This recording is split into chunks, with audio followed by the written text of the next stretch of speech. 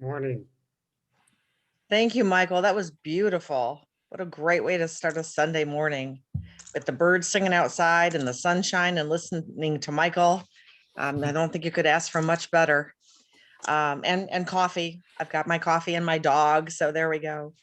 I'm Cheryl. I think everybody I see here knows me. So I have not been around much. I'm sad about that, but I'm happy as to why. I have a part-time job now giving vaccines, and I do those on the weekends, especially because that's when we're really busy. So that's why I've not been around much, but it's so good to be back here today. Yeah, I personally, I think I've given about 700 vaccines so far. So that's pretty exciting. Yeah. So again, welcome to service this morning. There we've got some announcements I'd like to share. You all got the announcement sheet in your email. Probably the most important things, well, they're all important, otherwise they wouldn't be on our sheet. But things I want to extra emphasize is next Sunday, our service is going to be different. Hundreds of fellow UUs all over the Cincinnati area will be Zooming together. And we're going to have music played by musicians from each of the churches. We're going to have a couple of different speakers from the various churches. So it looks like it's going to be a really fun and well integrated service. We're not sure as to what time that's going to start, so keep your eyes open for that, please. You'll get that information in the weekly email. Let's see what else. If those of you who may not know about the apology to the Carter family, the local UU church apology, that information is also included in the announcements. So you can read through that. It's some very good information about Reverend Carter's contribution to the local UU community. And as I scroll down, there was a couple other things. Again, if you have not been vaccinated, please consider it or do it. There are vaccination clinics all over, and I'm working with TriHealth, and we're starting to do walk-ins. We haven't done that before. So if anybody has any questions about the vaccine itself, feel free to contact me. I've become a mini expert because we've had to do an awful lot of study and research and education on the vaccines before we start giving them. And all the other information you might be interested in, again, is in the handout. On the what day are we spiffing up the May 22. May Saturday, May 22. 20? Yeah, okay. On May 22nd, we're going to be spiffing up the outdoors of the church. It's our annual spread the mulch, spread the joy. And then after all that, then it's spread the bioflex. So if you feel like helping to pull weeds and plant some flowers and spread some mulch, even for an hour or two, we'll take whatever time you have available. So that's the 22nd. So that's in 3 weeks, 3 weeks from yesterday. All right, and I think that pretty much covers the announcements I wanted to emphasize. And as far as, let's see, go over here. And in terms of our topic today, it's on Earth Day, and we're going to get ready here to light the chalice. Do we have a video for that, Michael, of lighting the chalice? I'll just sing it. How about that? We can do that. So if everybody would like to join in.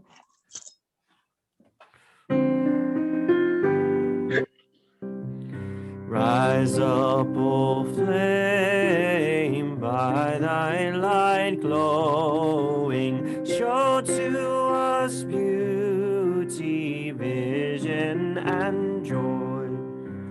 Rise up, O flame, by thy light glowing, show to us beauty, vision, and joy. So with that opening, that's going to help us focus our hearts and our minds on what we're going to be doing today. Kind of letting all of the other thoughts and distractions, just put them up on a shelf for right now so we can really enjoy and get the most out of our hour together this morning. As far as some opening words, there I looked through some quotes regarding Earth Day, and I thought this was really particularly relevant, I guess. It's a short poem by Percy Bysshe Shelley. For those of you who don't know who he is, he was Mary Shelley's husband. Mary Shelley wrote Frankenstein. Anyway, the poem goes, away, away from men and towns, to the wild wood and downs, to the silent wilderness, where the soul need not repress its music. Oh, I like that. Yeah, I'm seeing Michael nod. I thought he'd like that too. Yeah, I thought that was particularly, I don't know, it spoke to me. Stepping away from the busyness and the hectic times that we all have, and allowing our souls to sing music. And you don't necessarily have to do that in the woods. You can do that anywhere.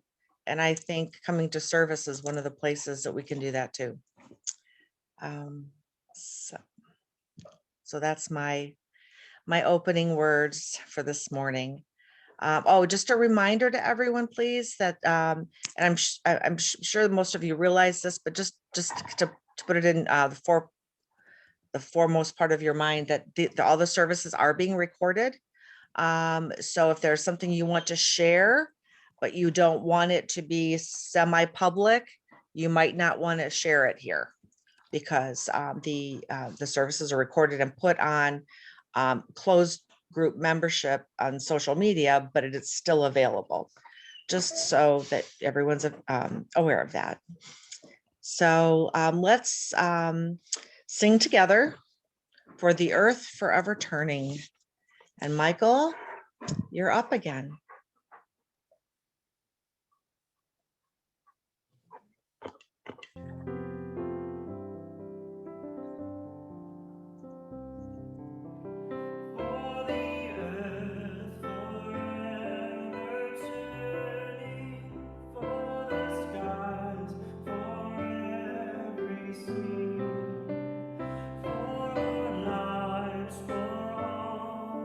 Cherish, sing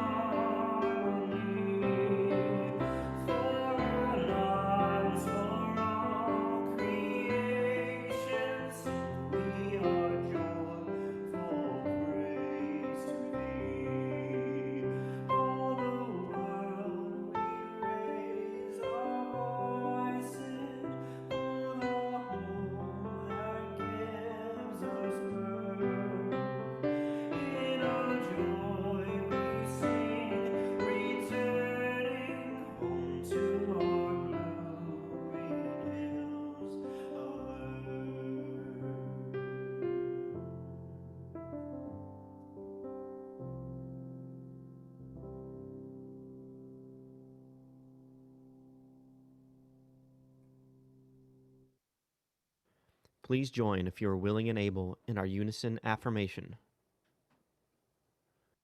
We pledge to create a welcoming community Create a that welcoming celebrates community human that diversity, celebrates human encourages diversity, spiritual growth, encourages fosters spiritual growth, responsiveness to our fosters world, and responsiveness to commits our to the world, future of and all commits to the children. future of all children. Thank you, Michael. And as I said earlier, the topic today is Earth Day, which was just within the past week or so. So Reverend Doug, you're on. His topic this morning is a somber Earth Day.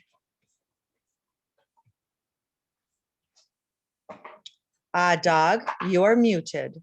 Do you want to unmute yourself so we can hear what you have to say? No? Thank you. You'd think after doing this for over a year, I would have that down. So I apologize. Thank you, Cheryl.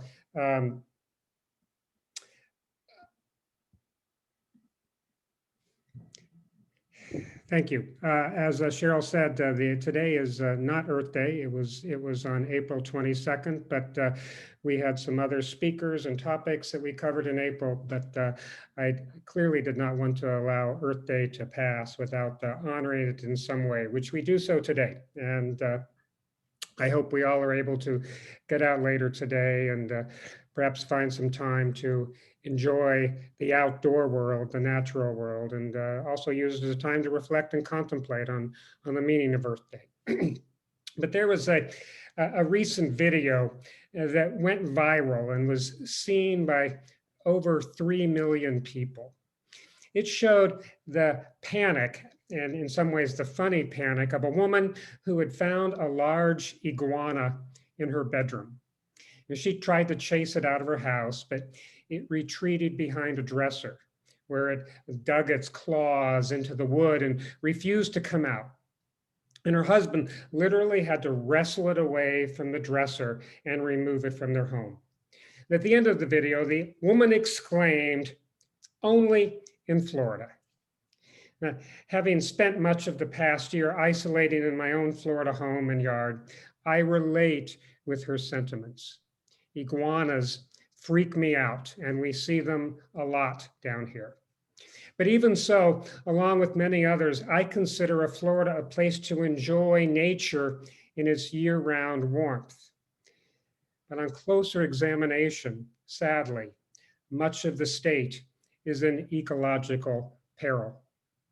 The iguana video I just mentioned highlights only one aspect of Florida's environmental crisis. Invasive species, of which iguanas are one, are destroying the delicate natural balance of the state.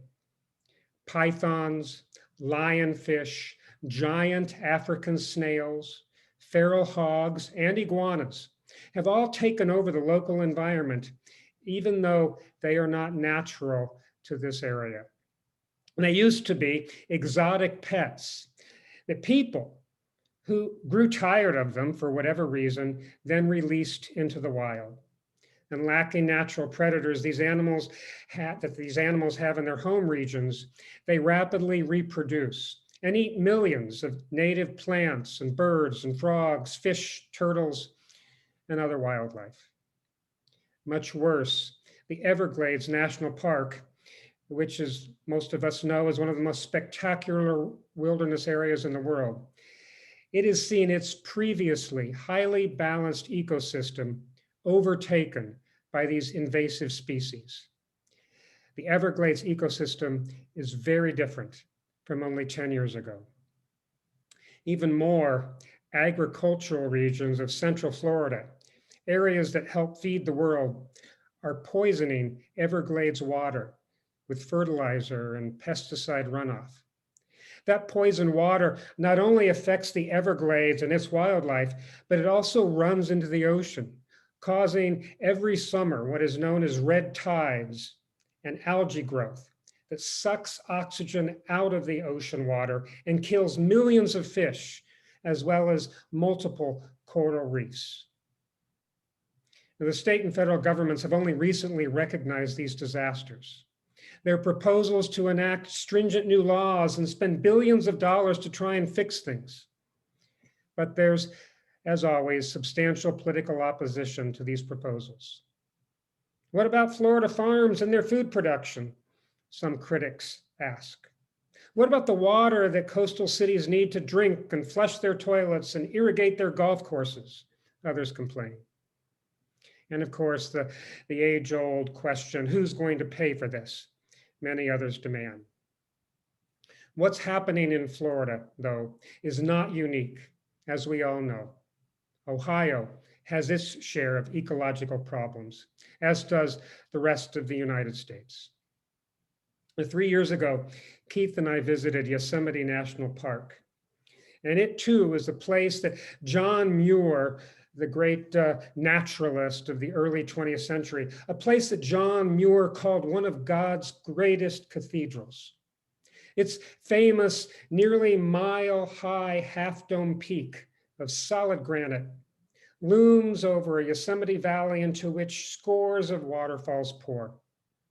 They decorate the rock walls of Yosemite like diamond necklaces. When sunbeams hit their misty spray, hundreds of dazzling rainbows appear. And giant sequoia trees stand guard in forests that surround the Yosemite Park. Living beings that are some of the oldest life forms on Earth. Many of these sequoia trees are over 2,000 years old. Now, Keith and I stayed in a small cabin in the midst of one such forest, just outside of the park. But as we drove up to the cabin, we were shocked. Literally thousands of once towering green pine trees are now brown and lifeless. Dead trees surrounded this cabin for miles. Vast areas of forest across much of the Mountain West are in a similar condition. The mountain pine beetle is the cause. They burrow into a tree's bark and lay their eggs, which then sap the tree's nutrients and eventually kill it. The pine beetles have always been a part of the natural ecosystem, and they helped reduce forest density by killing off the very old and very weak trees. That allowed new pine trees and other native plants to flourish, which attracted birds and deers and bears, and helped create a perfectly interdependent web of life. But climate change has altered the balance of mountain ecosystems. Less winter snow and summer rain caused by changes in the Earth's weather patterns have led to widespread droughts in the West, which then weaken millions of these pine trees and render them unable to naturally fend off the beetles. The result is thousands and thousands of Western US forests that are dead and brown. And dead trees then feed summer fires, which help destroy even more forests. This past April, as I said earlier, was Earth Month. And 3 days beginning on April 20th were the annual Earth Days. And the theme for this year's Earth Day and month was restoring our Earth. Now, Earth Day remembrances in April focused on the reality of human-caused climate change and ecological calamity. From the destruction of the Amazon rainforest, which is home to half of the Earth's animal and plant species, to the death of coral reefs in the world's oceans, to the near extinction of many of Africa's diversity of wildlife, to the melting of centuries-old glaciers in Antarctica. The Earth is very sick. And people, as we know, are the cause of Earth-wide climate change.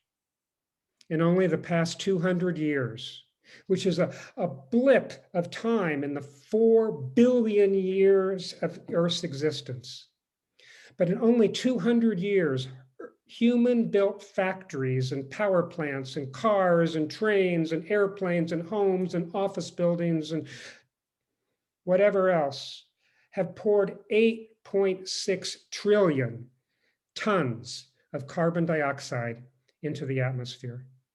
And that carbon pollution now acts like a greenhouse above the Earth's atmosphere. And just as with every greenhouse, the sun's heat is trapped. The Earth can't adequately cool, and temperatures around the globe have increased.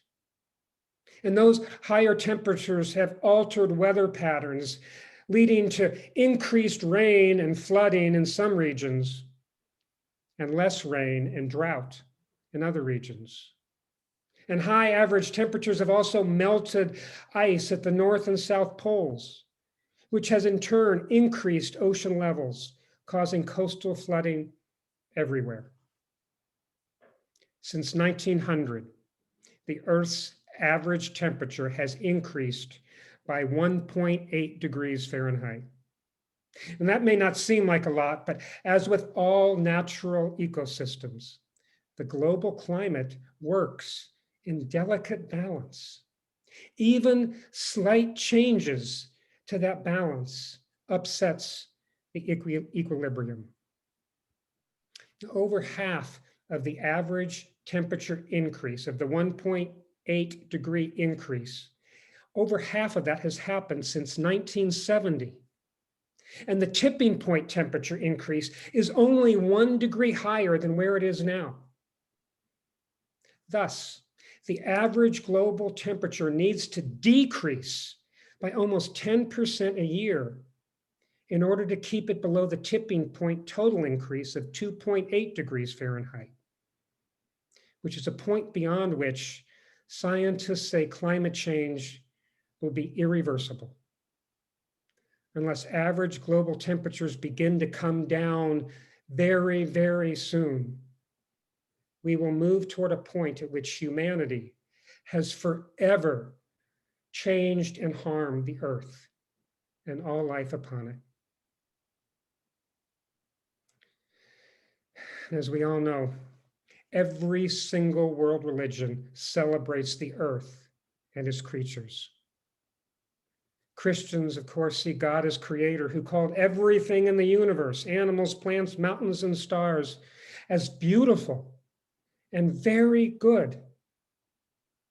The Jewish Torah says this, quote, "As the rising sun is clear to all, so the glory of God fills all of creation. How beautiful are all your works. You made none of them in vain," end quote.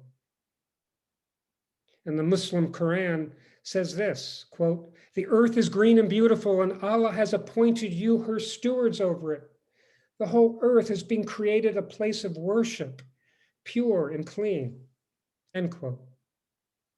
And finally, indigenous people around the world see the sacredness in the earth and in all of its creatures. The Great Spirit, they believe, is not separate from nature, but an intrinsic part of it. She's within the stars and the mountains and trees and flowers and animals and in us. But these spiritual beliefs belie how humans actually treat nature. We don't practice what we preach. In much of the developed world, nature is not something that is worshiped. Instead, nature in the developed world is often a commodity to be bought and sold and exploited for human benefit. And that perspective leads people to see the natural world as a thing to be used and not as a living embodiment of God, Yahweh, Allah, the Great Spirit, or the higher power that everyone seeks. Once again, John Muir said it best. He said, "God never made an ugly landscape. All that the sun shines on is beautiful," Muir said. He also said, "No synonym for God is so perfect as capital B beauty.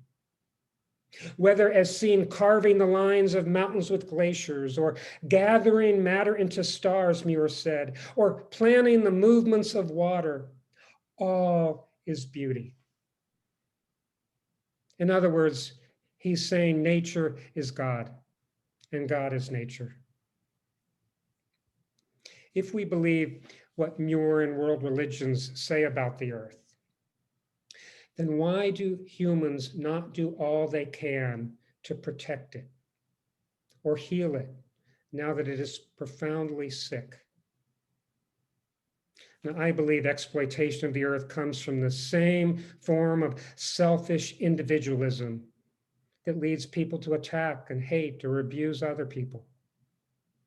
It's a me instead of we attitude that leads many people to selfishly use nature as if it's theirs to do with as if they wish. People have lost sight of the belief that the earth and all of its wonders are a sacred realm to cherish and to protect for the well-being of all other creatures and for all people now and especially in the future. This same injustice that people can inflict on one another is also perpetrated against the earth. People can harbor a selfish, greedy, indifferent, and sometimes hateful oppression towards other people, but they do the same towards nature. And those unjust impulses are sadly within me, just as I humbly suggest they are within you. Many people, me included, are not willing to instead selflessly sacrifice to prevent further harm to the earth. People still drive cars with terrible gas mileage, and they heat and cool their homes and buildings at temperatures for their comfort without considering the consequences to the earth. Many people refuse to live in smaller homes that are a bit colder in the winter or a bit warmer in the summer. People eat foods transported from thousands of miles away that cause carbon pollution from the transportation, all because they want strawberries and lettuce in the winter, and meat from livestock that causes 15% of global carbon emissions. And many people balk at our nation aggressively investing in renewable, non-carbon polluting energy sources by saying that such investments harm world economies. The amazing thing about how humanity refuses to selflessly live in balance with nature is that we do so at our own peril. Ancient people and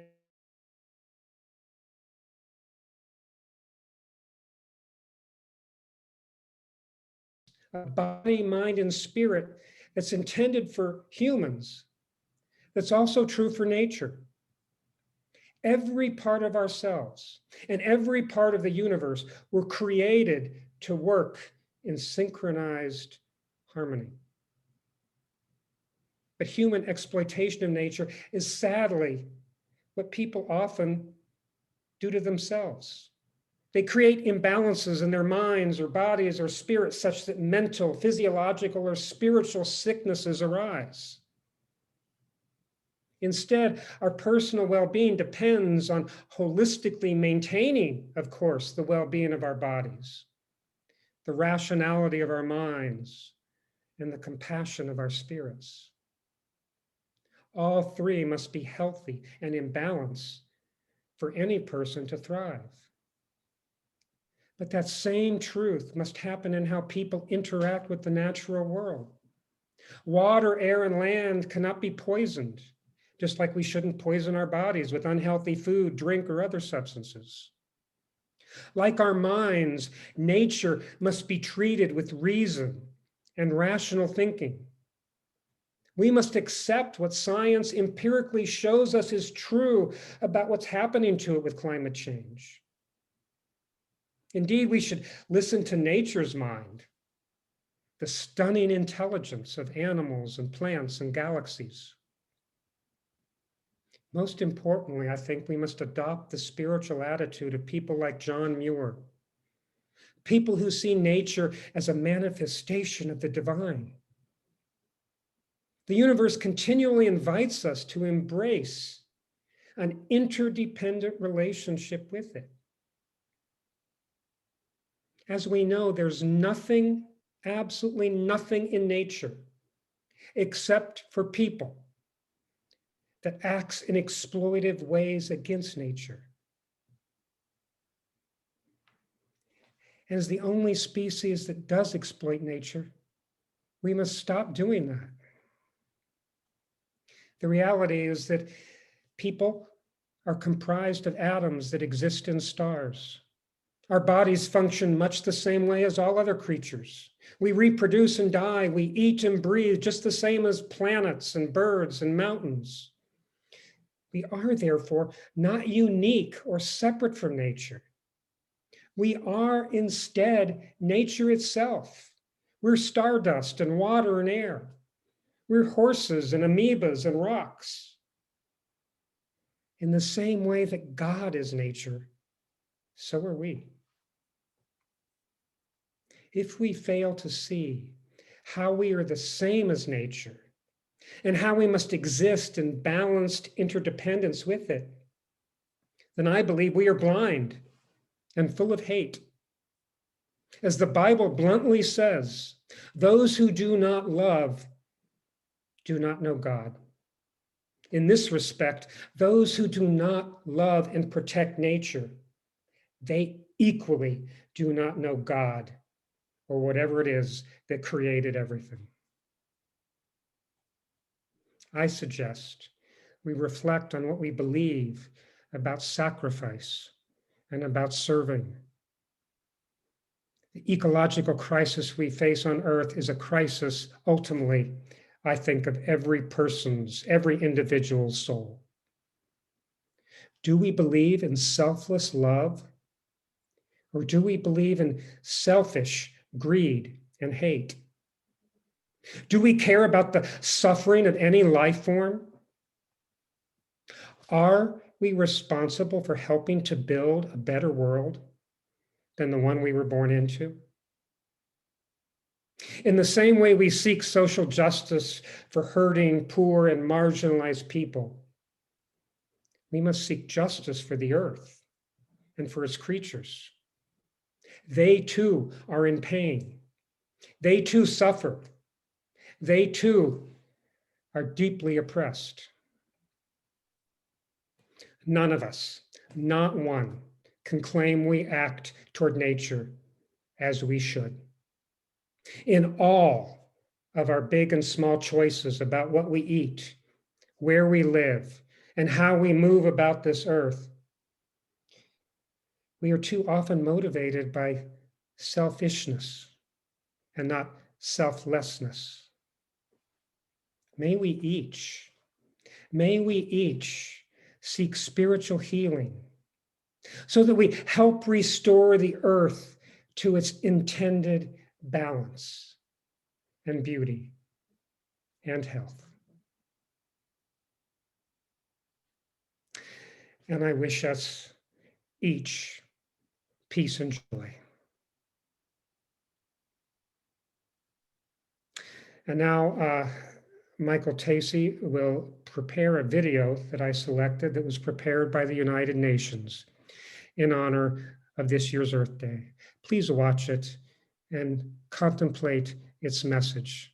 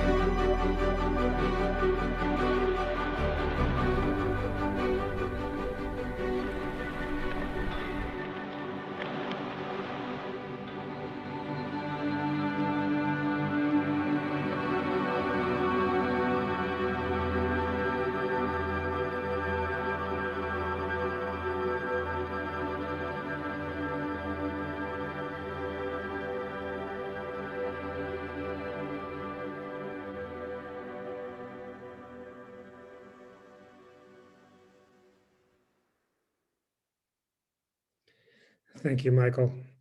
I'm now going to share a screen with a prayer that I would like us to enter into, a moment of prayer, of a quiet reflection and prayer.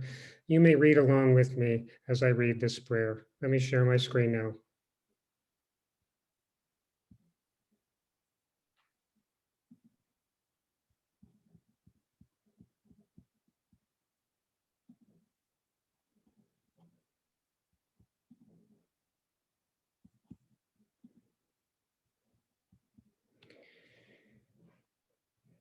Great Spirit of Mother Earth, grant us the ability to grow deeper in our respect and care for your creation.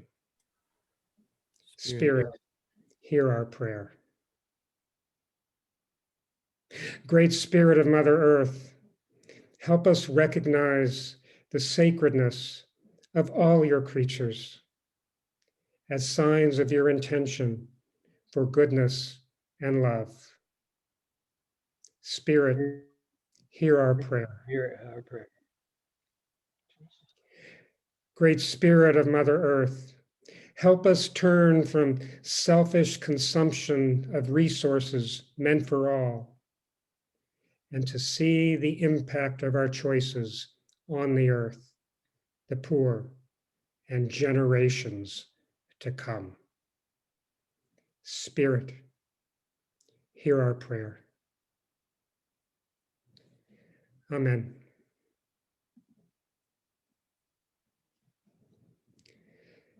Thank you all for listening to me this morning. I do hope we will each continue prayers and reflection and contemplation of what I believe is perhaps the single most important issue facing humanity. Thank you all, and I turn it over back to Cheryl. Thank you, Doug. As often is the case when I'm service leader and Doug is providing the message, I think we have some kind of cerebral connection or something, because I said I had found some quotes I wanted to include in today's service, and this fits like a glove in what Doug said. And I didn't have any insights into what he was specifically going to be talking about, but another quote I'd like to share quickly. He that plants trees loves others besides himself. And I planted 6 trees yesterday that I had gotten from Arbor Day Foundation. But when I found this quote, I really liked it. And I think it fits so well with what Doug had to say about loving our environment and loving one another. And I wanted to share that. Thank you. So at this point in the service, we're going to offer you the opportunity to share your wealth. That offers us us meaning, you know, our church community to be able to use those monies for our local community, for our world community. Right now, things are very different than they were a year or two ago, and expenses are different, and income is different.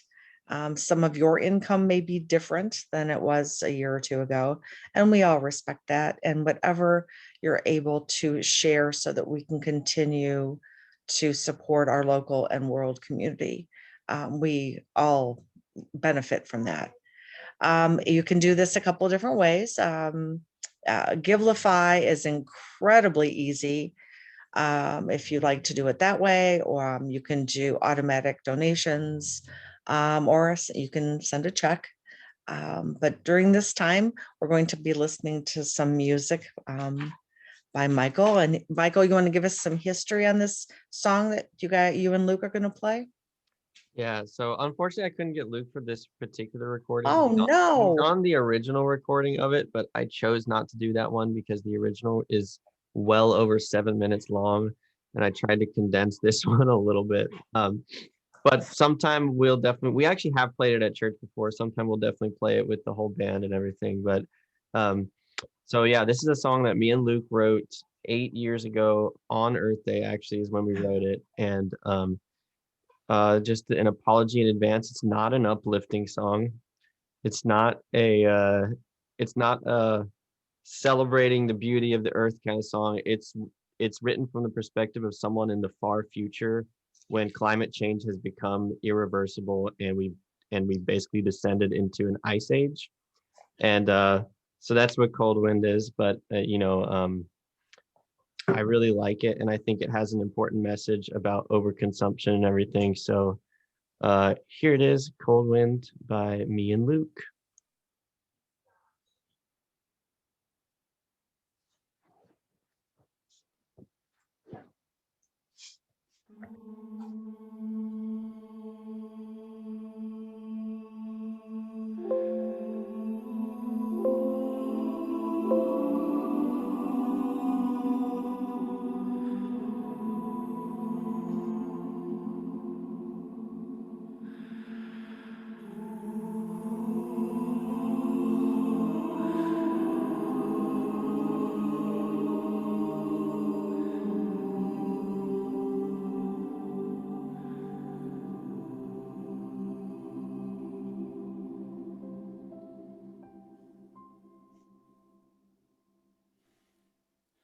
Long ago, we had our guardian,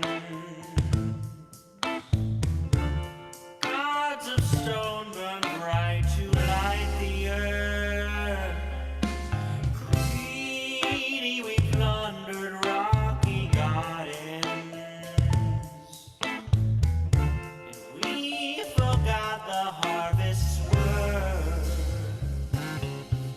So here comes the chill when you think the night air is still.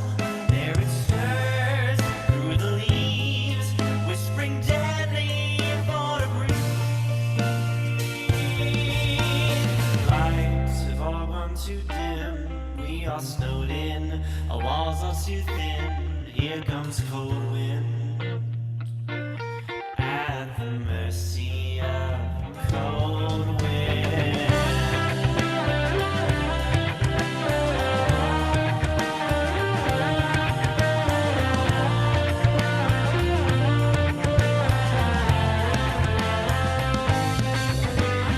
Long ago we lived by firelight, and hungry for warmth, hungry for more. We died by it,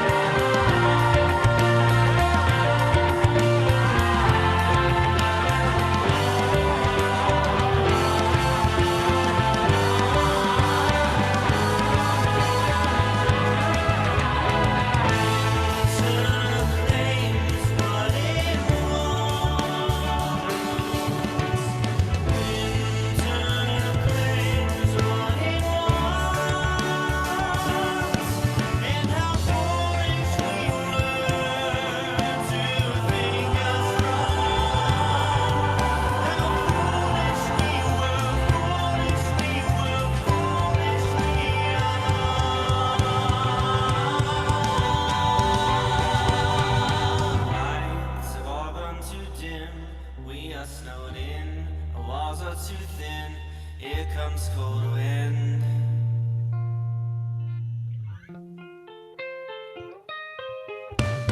Lights have all gone too dim. We are still in. Our walls are too thin. Here comes cold wind. Have mercy of cold wind. We've got nowhere to stay. Can't run away. We've seen your face. Darkness waits.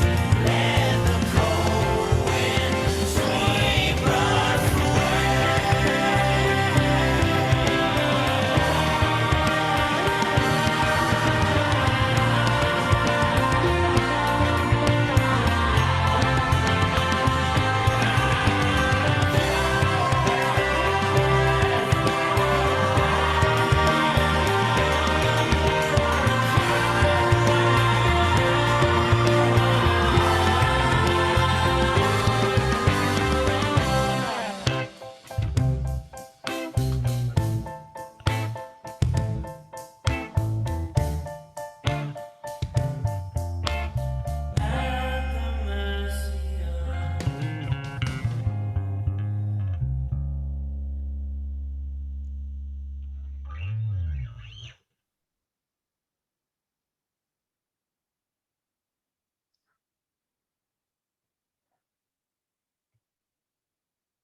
Wow.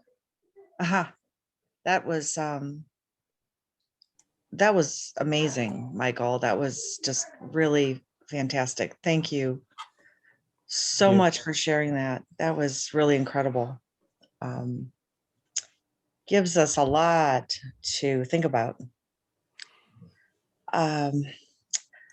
So moving on to the next portion of our service is sharing our joys and sorrows. Again, I would like to remind you that all this is being recorded, just for your own comfort to be aware of that. So if you have a joy or a sorrow that you would like to share with our group this morning, flag us down, send a smoke signal, dance something, and let us know. And we'll call on you.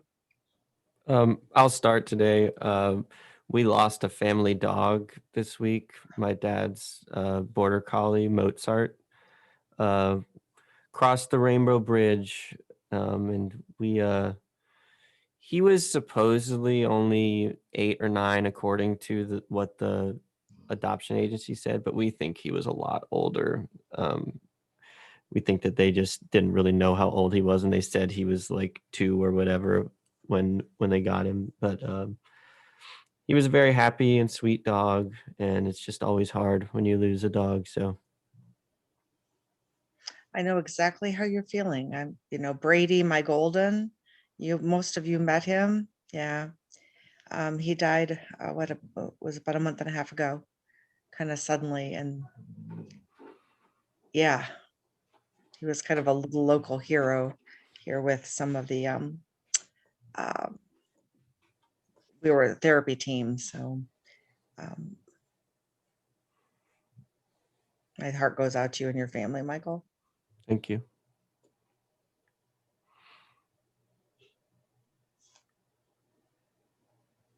Anyone else? I don't see any smoke signals.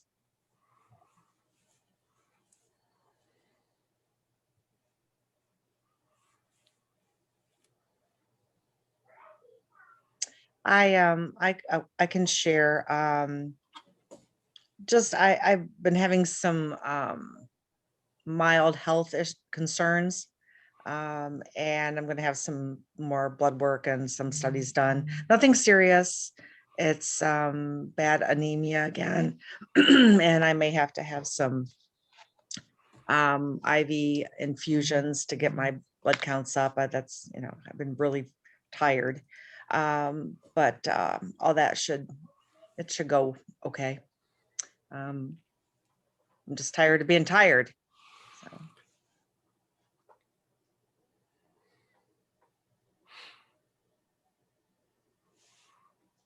Anybody else got anything exciting to share? Anything, we're feeling kind of somber. Okay, that was a joke based on the topic today. Okay. Thank you, Michael. I got it. Thank you. I don't know who else got it. Well, I think Doug got it too. I Well, can chime in real quick. Yeah. Based on this is happy news.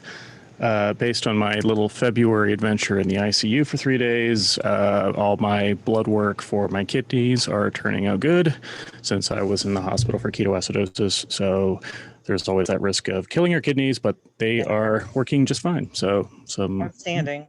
Awesome. That's great. Yeah, sometimes people don't realize how important your kidneys are. Yeah. Yeah, they're kind of important. I have some more little positive news that kind of fits with all this. Yesterday, a friend and her kids came over and was helping me. Like I said, we planted 5 trees. I planted a whole bunch of bushes, flowering bushes, and I'm getting ready to quadruple the size of my garden from last year. I've been growing food plants from seed the first time this year. And I'm going to have a plethora of vegetables, strawberries, raspberries, elderberries. All I need is a chicken and I could be self-sustaining maybe. But I'm trying really hard to grow more of my own food. There are days I walk into a grocery store and I would like to challenge you guys to do this, stand at the end of the aisle and look down, like at the cereal boxes, and inside each one of those boxes then is a bag, and inside each one of those bags is 3/4 full of Cheerios or whatever, and they're $3, $4 for something like that. It's criminal.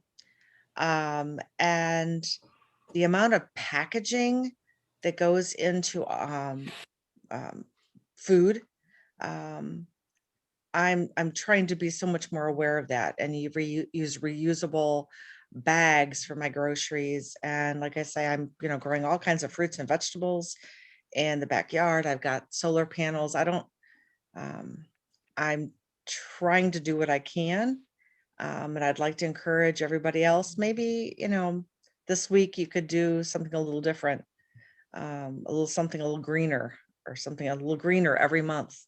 I think it's going to take more than those little steps, but I think if all of us take those little steps, then they're giant steps. So you may be hearing from me in a couple of months. Oh my gosh, come get tomatoes. Sounds good. I'm excited.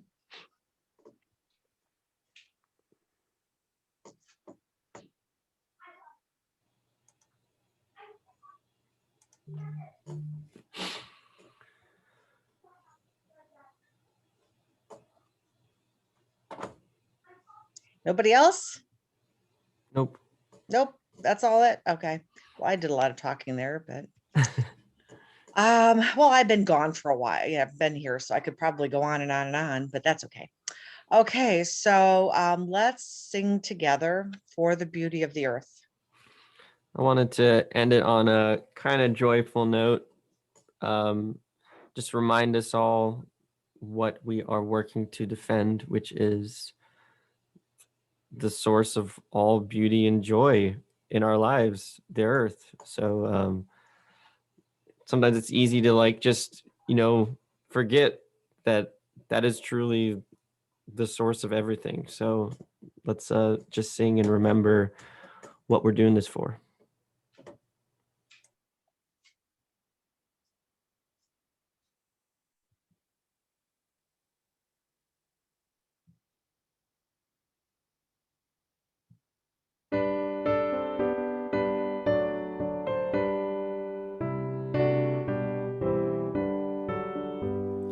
For the beauty of the earth, for the splendor of the skies, for the love which from our birth over and around us lies. Source of all, to thee we raise this our hymn.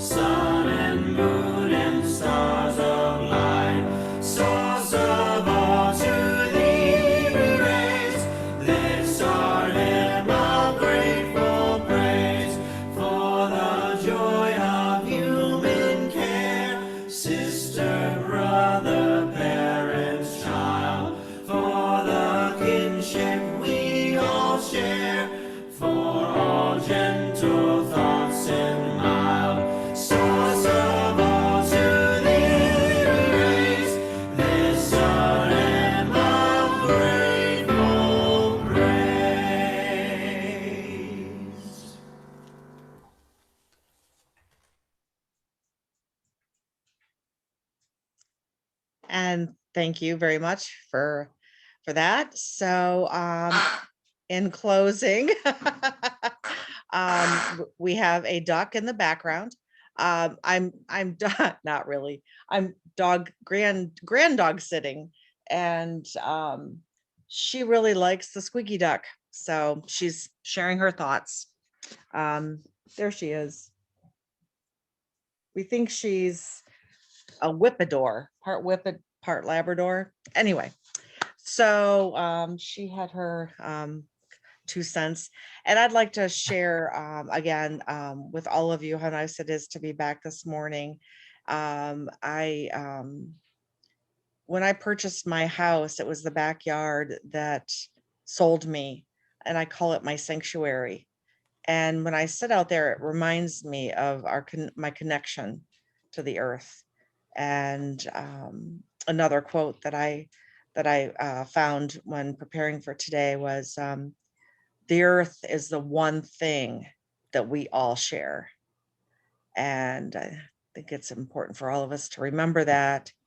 And Doug made comment that so many people are behaving as if they hate the earth. And I would maybe challenge, maybe it's not that it's hate, but it's indifference. And that's just as bad. So let's see what each of us can make a difference. And the quote, Victor Belfort, this quote is in the order of service. "Legacy is not what I did for myself. It's what I'm doing for the next generation." And it's not even, my 2 cents on that is, it's not even the next generation of people, but it's the next generation of everything, of people, animals, fauna and flora, everything. So let's see what little steps we can do so we can make some giant steps toward resolving some of this environmental crap that's going on. So I would like to invite everyone who's interested to stick